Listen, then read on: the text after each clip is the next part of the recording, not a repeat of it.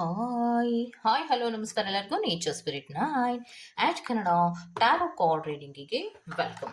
ಇವತ್ತು ನಾನು ತಗೋತಾ ಇರುವಂತಹ ರೀಡಿಂಗ್ ಯಾವುದು ಅನ್ನೋದಾದ್ರೆ, ಈ ವರ್ಷದ ಅಂತ್ಯದರೊಳಗೆ ಅಂದ್ರೆ ಈ ವರ್ಷ ಮುಗಿಯೋದ್ರೊಳಗೆ 2025 ಮುಗಿಯೋದ್ರೊಳಗೆ ಯಾವ ವಿಚಾರಕ್ಕೆ ನೀವು ಶರಣಾಗತಿ ಆಗ್ಬೇಕಾಗತ್ತೆ ಅನ್ನೋದ್ರ ಬಗ್ಗೆ ನಾನು ರೀಡಿಂಗ್ ಅನ್ನ ತಗೋತಾ ಇದ್ದೀನಿ. ಅಂದ್ರೆ ಯಾವ ವಿಚಾರವನ್ನ ನೀವು ಅಕ್ಸೆಪ್ಟ್ ಮಾಡ್ಕೋಬೇಕಾಗತ್ತೆ ನಿಮ್ಮ ಜೀವನದಲ್ಲಿ, ಯಾವ ವಿಚಾರವನ್ನ ಅಕ್ಸೆಪ್ಟ್ ಮಾಡಿಕೊಂಡು ನೀವು ಮುಂದಕ್ಕೆ ಹೋಗ್ಬೇಕಾಗತ್ತೆ, ಯಾವ ವಿಚಾರವನ್ನ ನೀವು ತಿಳ್ಕೊಳ್ಳೇಬೇಕಾಗಿರತ್ತೆ ಅನ್ನೋದ್ರ ಬಗ್ಗೆ ನಾನು ಮಾಹಿತಿಯನ್ನ ತಗೋತಾ ಇದ್ದೀನಿ. ಓಕೆ, ಸೊ ಇದೆಲ್ಲವೂ ಕೂಡ ಇನ್ ಜನರಲ್ ಆಗಿರುವಂತಹ ರೀಡಿಂಗ್ ಆಗಿರೋದ್ರಿಂದ ನಿಮ್ಗೆ ರಿಸೋನೇಟ್ ಆದ್ರೆ ಮಾತ್ರ ತಗೊಳ್ಳಿ. ಹಾಗೇನೆ ಸ್ಕ್ರೀನ್ ಮೇಲೆ ಕಾಣ್ತಾ ಇರುವಂತಹ ಒಂದು ನಂಬರ್, ಅದು ಪರ್ಸನಲ್ ರೀಡಿಂಗಿನ ನಂಬರ್ ಆಗಿರುತ್ತೆ. ಯಾರಿಗೆಲ್ಲ ಪರ್ಸನಲ್ ರೀಡಿಂಗಿನ ಅವಶ್ಯಕತೆ ಇದೆಯೋ ಅವರೆಲ್ಲರೂ ಕೂಡ ವಾಟ್ಸಪ್ ಮೆಸೇಜ್ ಅನ್ನ ಮಾಡೋದ್ರ ಮೂಲಕ ಪೇ ಮಾಡಿ ನಿಮ್ಮ ರೀಡಿಂಗ್ಸ್ಗಳನ್ನು ನೀವು ತಗೋಬಹುದಾಗಿರುತ್ತೆ. ಸೊ ಕಾನ್ಸೆಪ್ಟ್ ಅರ್ಥ ಆಯ್ತಲ್ವಾ? ಸೊ ಈ ವರ್ಷದ ಅಂತ್ಯದೊಳಗೆ, ಈ ವರ್ಷ ಮುಗಿಯೋದ್ರೊಳಗೆ ಯಾವ ವಿಚಾರವನ್ನ ನೀವು ಕರೆಕ್ಟ್ ಆಗಿ ಅರ್ಥ ಮಾಡಿಕೊಂಡು ಆ ವಿಚಾರದ ಬಗ್ಗೆ ಡಿಸಿಷನ್ಸ್ ತಗೊಳ್ಳೋದಿರ್ಬೋದು, ಅಥವಾ ಎಕ್ಸೆಪ್ಟ್ ಮಾಡೋದಿರ್ಬೋದು, ಅಥವಾ ಕೆಲವೊಂದು ವಿಚಾರಗಳ ಶರಣಾಗತಿ ಅಂದ್ರೆ ಯಾವುದಕ್ಕೆ ನೀವು ಹಠವನ್ನ ಮಾಡ್ತಿರ್ತೀರೋ ಹಠವನ್ನ ಬಿಟ್ಟು ಮುಂದಕ್ಕೆ ಹೋಗ್ಬೇಕು ಅಂತ ಹೇಳ್ತಾರೋ ಸ್ಪಿರಿಟ್ಸ್ಗಳು ನೋಡೋಣ. ಓಕೆ, ಸೊ ರೀಡಿಂಗ್ಗಳನ್ನ ತಗೊಳ್ಳೋದಕ್ಕೆ ಮುಂಚಿತವಾಗಿ ನಿಮಗೆ ಕಾರ್ಡ್ಸ್ಗಳನ್ನ ನೀವು ಅಥವಾ ಆಪ್ಷನ್ಗಳನ್ನ ಸೆಲೆಕ್ಟ್ ಮಾಡಬೇಕು, ಹೌದಲ್ವಾ? ಸೊ ಆಪ್ಷನ್ಗಳನ್ನ ಸೆಲೆಕ್ಟ್ ಮಾಡೋದಕ್ಕೆ ನಾನು ಕಾರ್ಡಿನ ಮೂಲಕವೇ ನಿಮಗೆ ಆಪ್ಷನ್ ಅನ್ನ ಕೊಡ್ತಾ ಹೋಗ್ತೀನಿ. ಓಕೆ, ಸೊ ರೀಡಿಂಗ್ ಅಲ್ಲಿ ಬರುವಂತಹ ಕಾನ್ಸೆಪ್ಟ್ಗೂ ಫ್ಲಿಪ್ಪಿಂಗ್ ಆಗಿ ಬರುವಂತಹ ಕಾರ್ಡಿಗೂ ಅಜಗಜಾಂತರವಾದಂತಹ ವ್ಯತ್ಯಾಸಗಳೇನು ಇರೋದಿಲ್ಲ. ಕಾನ್ಸೆಪ್ಟಿನ ಆಧಾರದ ಮೇರೆಗೆ ಸ್ಪಿರಿಟ್ಸ್ಗಳು ನಿಮಗೆ ಕರೆಕ್ಟ್ ಆಗಿ ಉತ್ತರಗಳನ್ನ ಕೊಡ್ತಿರ್ತಾರೆ, ಫ್ಲಿಪ್ಪಿಂಗ್ ಕಾರ್ಡ್ಗಳನ್ನ ಕೂಡ ಕೊಡ್ತಾ ಇರ್ತಾರೆ, ನೀವು ಅಬ್ಸರ್ವ್ ಮಾಡಬೇಕು ಅಷ್ಟೇ.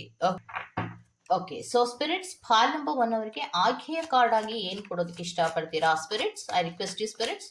Okay, thank you so much.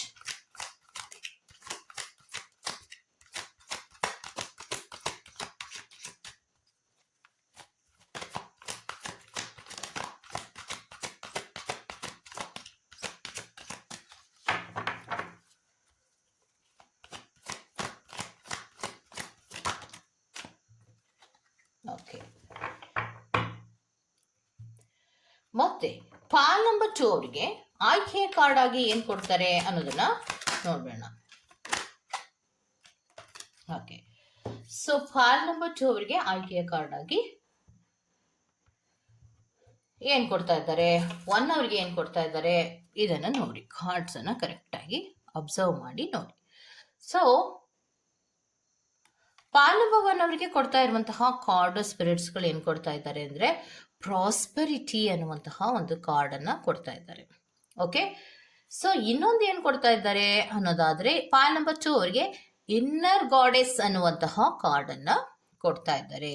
So ಇಲ್ಲಿ ಕೊಟ್ಟಿರುವಂತಹ ಆಯ್ಕೆಯ ಕಾರ್ಡಿಗೂ ಈ ವರ್ಷದ ಅಂತ್ಯದರೊಳಗೆ ಯಾವ ವಿಚಾರದಲ್ಲಿ ನೀವು ಶರಣಾಗತಿ ಆಗ್ಲೇಬೇಕಾಗತ್ತೆ, ಅಂದ್ರೆ ಯಾವ ವಿಚಾರವನ್ನ ನೀವು ಅಕ್ಸೆಪ್ಟ್ ಮಾಡಿಕೊಂಡು ನಿಮ್ಮ ಜೀವನದಲ್ಲಿ ನೀವು ಹೊಸ ವರ್ಷಕ್ಕೆ ಕಾಲಿಡಬೇಕಾಗತ್ತೆ, ಯಾವುದನ್ನ ಅಂತ್ಯ ಮಾಡಬೇಕಾಗತ್ತೆ, ಯಾವ ವಿಚಾರವನ್ನ ಅಂತ್ಯ ಮಾಡಬೇಕಾಗತ್ತೆ, ಯಾವ ವಿಚಾರದ ಬಗ್ಗೆ ನೀವು ಅವೇಕ್ನಿಂಗ್ ಆಗ್ಬೇಕಾಗತ್ತೆ ಅನ್ನುವಂತಹ ಸಂಪೂರ್ಣ ಮಾಹಿತಿಯನ್ನ ನಿಮಗೆ ಸ್ಪಿರಿಟ್ಸ್ಗಳು ಈ ವಿಡಿಯೋದಲ್ಲಿ ನಿಮಗೆ ಕೊಡ್ತಾ ಇರ್ತಾರೆ.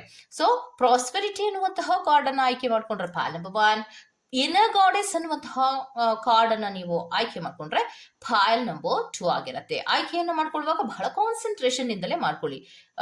ಅವಸರವಾಗಿ ಕಾರ್ಡ್ ಅನ್ನ ಆಯ್ಕೆಯನ್ನ ಮಾಡ್ಕೋಬೇಡಿ. ಚಿತ್ರಗಳನ್ನ ಕರೆಕ್ಟ್ ಆಗಿ ಅಬ್ಸರ್ವ್ ಮಾಡಿ. ನಾನು ಹೇಳ್ತಾ ಇರುವಂತಹ ಪದಗಳ ಬಳಕೆಯನ್ನ ಕರೆಕ್ಟ್ ಆಗಿ ಕೇಳಿಸ್ಕೊಂಡು ತದನಂತರದಲ್ಲಿ ನೀವು ಆಯ್ಕೆಯನ್ನ ಮಾಡ್ಕೊಳ್ಳಿ. ಈ ಕೆಳಗಡೆ ಬಂದಿರುವಂತಹ ಇನ್ಫಾರ್ಮೇಶನ್ ಏನು, ಹಾಗಿದ್ರೆ ನೀವು ಆಯ್ಕೆ ಮಾಡ್ಕೊಂಡಿದ್ದೇನು ಅನ್ನೋದನ್ನ ನೆಕ್ಸ್ಟ್ ಕಾರ್ಡ್ ಅನ್ನ ನಾವು ತಗೋತೀವಲ್ಲ ಅವಾಗ ನಿಮ್ಗೆ ನಾನು ಹೇಳ್ತಾ ಹೋಗ್ತೀನಿ. ಸೊ ಇವಾಗ ನಾವು ತಗೋತಾ ಇರೋದು ಪ್ರಾಸ್ಪೆರಿಟಿ ಅನ್ನುವಂತಹ ಕಾರ್ಡ್ ಬರ್ತಾ ಇದೆ.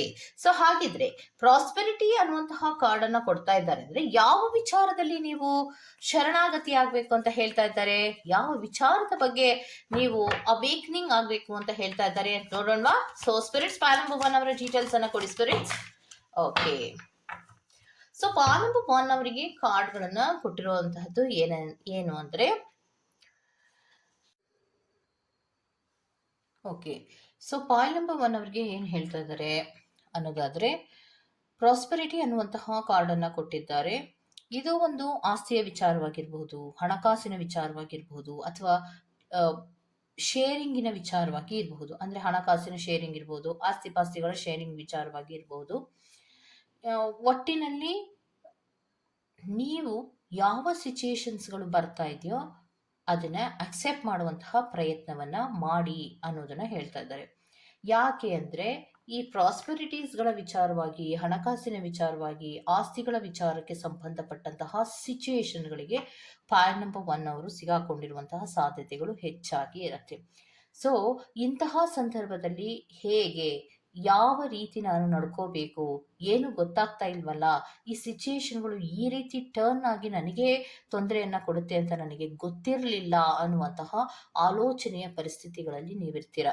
ಈಗ ಸದ್ಯದ ಮಟ್ಟಿಗೆ ಹಣಕಾಸಿನ ವಿಚಾರವಾಗಿರ್ಬೋದು ಅಥವಾ ಆಸ್ತಿಗಳ ವಿಚಾರವಾಗಿರ್ಬೋದು ತುಂಬಾ ನಿಮಗೆ ಓವರ್ ಬರ್ಡನ್ ಆಗ್ತಾ ಇರುವಂತಹದನ್ನ ರೆಪ್ರೆಸೆಂಟ್ ಮಾಡ್ತಾ ಇದೆ. ಅಂದ್ರೆ ಸ್ಟ್ರೆಸ್ ಅನ್ನ ಮಾಡಿಕೊಂಡು ಮಾತಾಡೋದಿರ್ಬಹುದು, ಅಥವಾ ಹಾರ್ಶ್ ಆಗಿ ಮಾತಾಡೋದಿರ್ಬಹುದು, ಅಥವಾ ಕೋಪದಲ್ಲಿ ಕೆಲವು ಡಿಸಿಷನ್ಸ್ಗಳನ್ನ ತಗೊಳ್ಳುವಂತಹ ಪ್ರಯತ್ನವನ್ನ ನೀವು ಮಾಡ್ತಾ ಇರುವಂತಹ ಸಾಧ್ಯತೆಗಳು ಹೆಚ್ಚಾಗಿ ಇರುತ್ತೆ. ಅಂತಹ ಪರಿಸ್ಥಿತಿಗಳಲ್ಲಿ ನೀವಿದ್ದೀರಾ.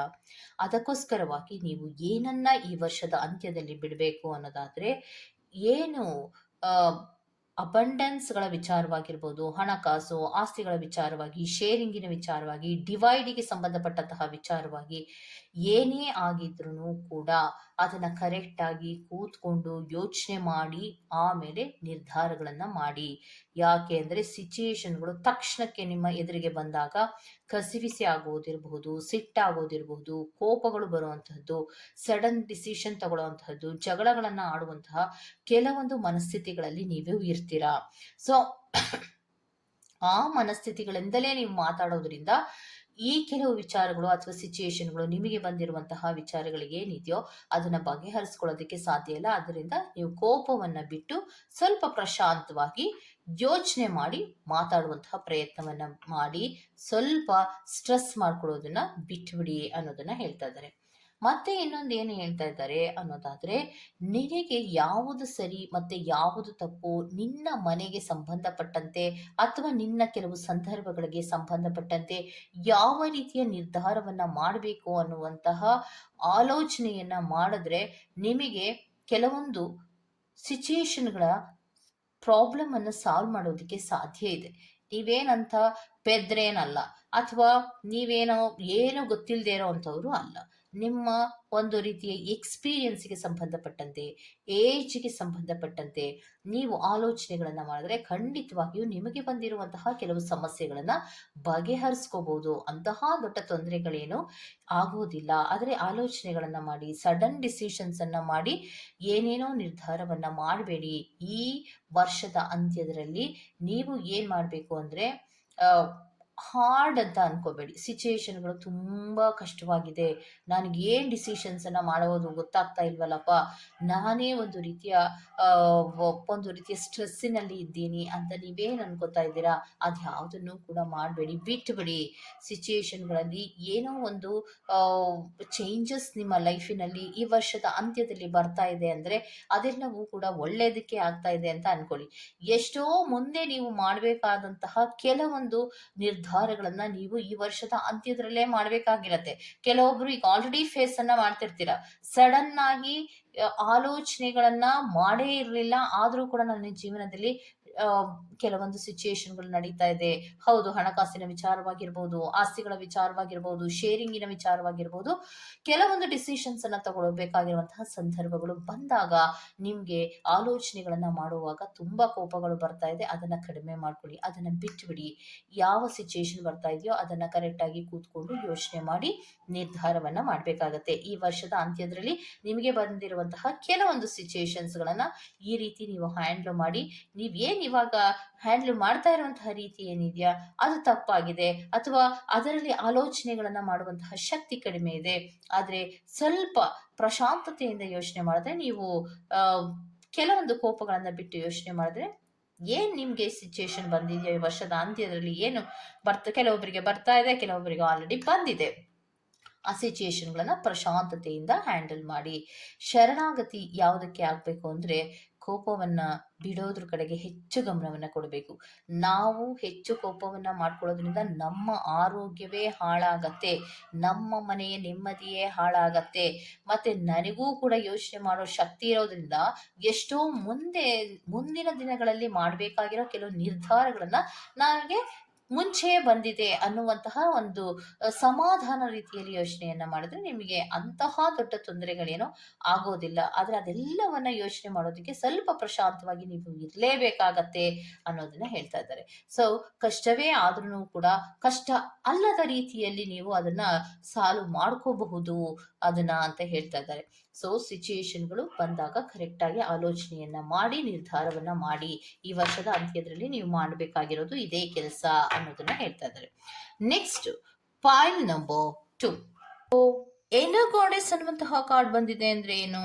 Awaken the goddess within you through dance, self care, appreciating your divinity. ಅಂದ್ರೆ ಏನು?